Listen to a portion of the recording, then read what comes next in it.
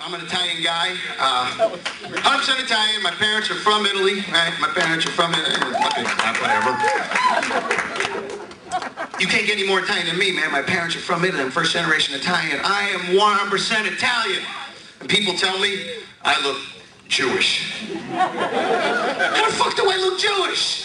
Jewish is Judaism, that's a religion. You can't look at somebody and guess their religion. That's like if I looked at you, Joe, and say, you look Presbyterian to me. It doesn't make any fucking sense. You can't look at somebody and guess their religion. There might be a couple people you can take an educated guess, right? You can see a black guy and say, hey, he could be a Baptist.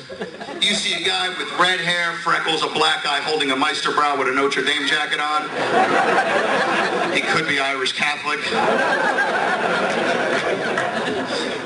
You see a guy with a turban, strapped with a bomb, he could be Muslim. But why do I get the Jewish thing? And I'll tell you why I get the Jewish thing, because there's a lot of similarities between the Italians and the Jews that only us Italians and Jews know about. First of all, people, we are all short. How many 7'2" Jews or Italians you see roaming around this planet? None. That's why we don't play basketball.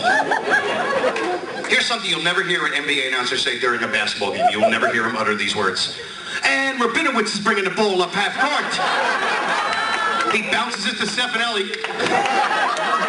He fakes a shot and dishes it to Goldberg. Goldberg's backing his man up in the paint. Goldberg's bodying him up. Goldberg turns around and Goldberg drops it in.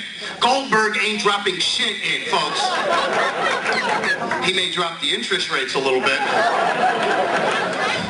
But he ain't dropping the ball into a basket, I'll tell you that. Another similarity, we have that similar looking nose. Whether you call it the Roman nose or the Jewish nose, we have that similar looking nose. And probably the biggest similarity between the Italians and the Jews, guilt. All right? Jewish mothers, if we have any of my Jews here tonight, you know Jewish mothers have it all on their kids with guilt, right? Like, here's an example of something a Jewish mother might say to her kid, like a little 10-year-old to get her to do stuff for him, Or, she'll be like, Ira, I gave birth to you, you little putz, and you won't go to the store for your one and only mother. Die, you little schmuck, die. Now, as harsh as you think that is, Italian mothers take that guilt to a psychotic level. My mother would say insane shit to me when I was like 7 years old. She would look at me, I'm 7 years old, and she would just go, you know what kind of sexual positions I had to be in with that piece of shit father of yours?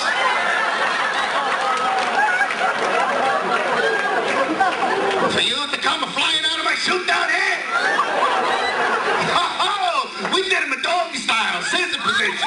Right in the cab, I'm like, hey, knock it off! I'll vacuum the living room. Now cut the shit, will you? A lot of people, though, will come up to me and they don't believe me, but there is proof of this. You can watch your favorite television programs or movies, and you will see an Italian actor play a Jewish role, and vice versa. You guys all see Casino, right? Robert De Niro, a total Italian, he played a Jew in Casino and did a great job.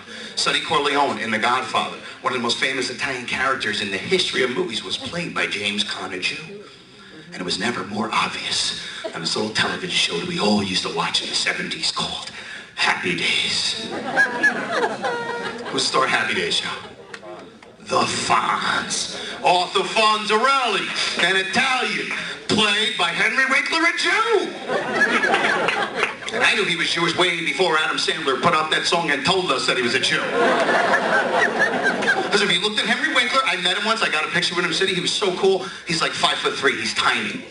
He had the nose.